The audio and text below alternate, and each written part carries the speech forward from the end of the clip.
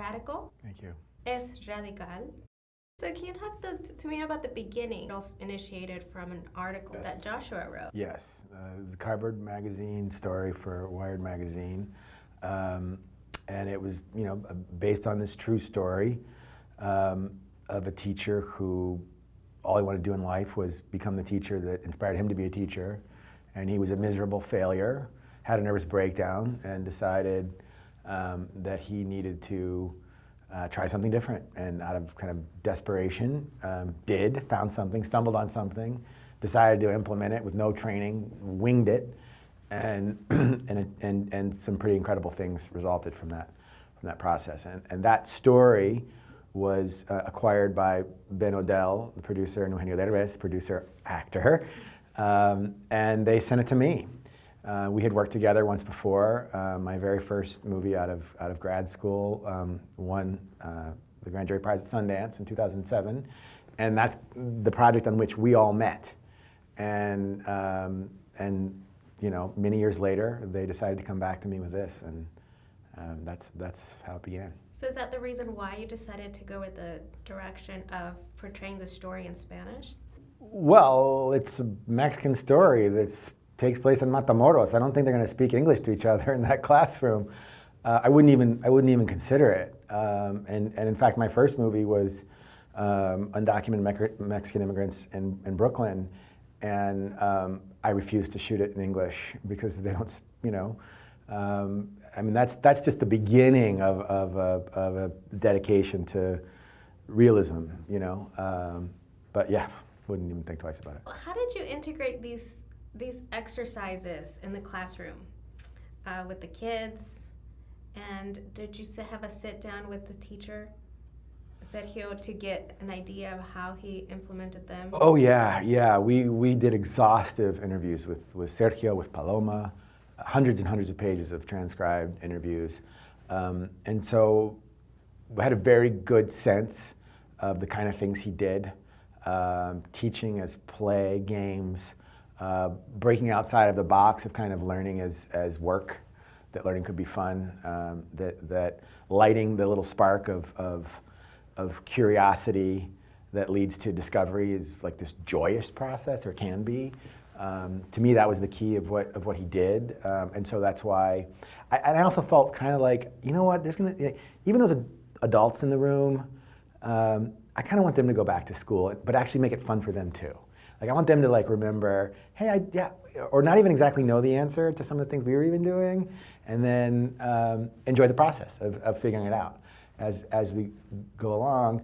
And it was both the great challenge of the movie, but I think it's also one of its greatest accomplishments, because when you talk about this kind of movie that's been done before, it hasn't been done in this way on a lot of levels, but one of them very specifically is we've never get to see really how that light gets lit, that spark first gets lit, and then also how that light is received by the people who are having it lit for them. The actual moment of teacher and student connecting, and we always cut forward, now they know more, cut forward, now they know more. No, I wanted to see it happen in the room in real time, and it's the scene that I'm the most proud of in the movie, actually. And you do that because we get to see the principal walk in, and they're integrating him into the lesson, the physical lesson, and calling him fat. Yeah. He's gonna sink the ship. So what's it like to direct and work with kids? Because those were quite a few kids. Yeah, I mean, on the one hand, rule number one of directing is no animals, no children. Don't ever do it; you'll kill your career. And in this case, it's hard to realize it because they're so good. But these kids, they hadn't acted before. They were not professional actors. And so on one level, that was a great challenge, but on the other level, it was a great asset because they weren't self-conscious in a way that they might have been had they had more experience. I asked all of them to just, we did a lot of exercises like center yourself, meditate, become in the present. And then anything that happens to you, I want you to react the way you would. I don't want you to perform it. I don't want you to think about what your character would do. I want it to come from you. But then, of course, we also had Eugenio Derbez in the room with them. And, they idolize him. They know who he is. Of course, all of them do. I mean, we couldn't let the kids know that he was in the movie. And the first time they discover, except for 3 of them, the first time that they discovered he was in the movie is the scene where they meet him in the movie. And I shot their reaction first, just to like get the like, and then as I say cut, and they just explode screaming, right? They all know who he is. But to have this idol in front of them, leading them, guiding them, playing with them, keeping them interested and fresh was an extraordinarily helpful thing. When it came to Eugenio playing the teacher, was that the original idea? So this is like a big mindset shift everybody needs to have. In Mexico, like one of the big one of the big complaints in Mexico in general, I've been hearing it for 10, 20 years. Why do they always use the same actors? Why did they give Eugenio that role? No, nada que ver. The role started with Eugenio. Eugenio found and chose this project. He sent it to me. I didn't cast Eugenio. Eugenio hired me, and so when I'm writing the script, I'm writing it for him. I know who's going to be Sergio, which, by the way, is an incredible, incredible asset. You don't get to do that normally. I know his sense of humor. I know both what he can do, and I know what he hasn't done yet. And I was really interested to get there with him. Thankfully, we worked together before, so I had a little bit of trust in the beginning of a relationship to build off of. But I didn't choose Eugenio. He chose me. Oh, you're the chosen one. Well, I mean, luckily, I guess, I feel fortunate, that's for sure. I love this film for also how it brings him in his physical comedy that we know him from, in Latin America.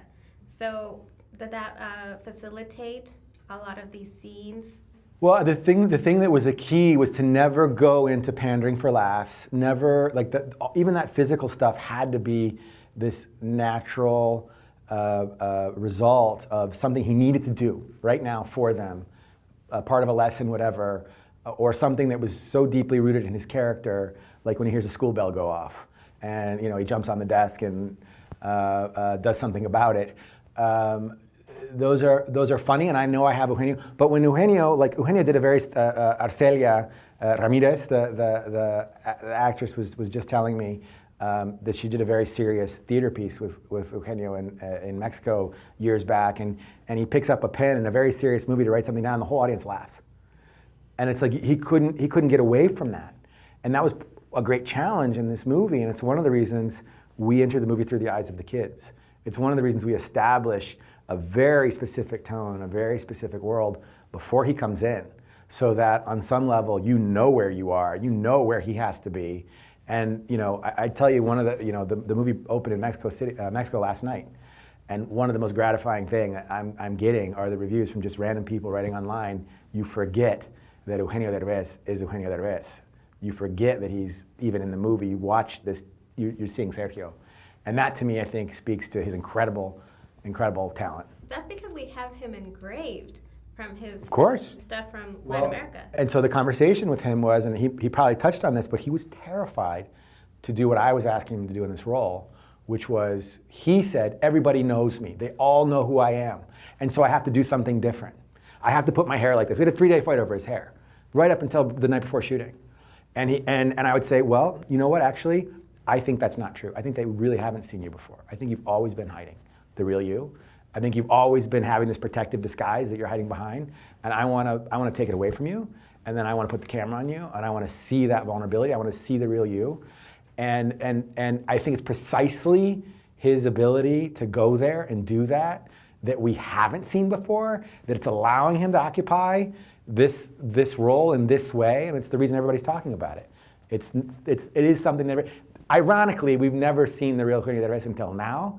And I think it's just the beginning. I'm so excited to see where it keeps going, because it's going to keep going. Well, this is awesome because he's expressed that this is what he had been looking for. Yeah, I know. So he picked you, you picked him. There you go. There's a balance. Thank you so much. There's a balance.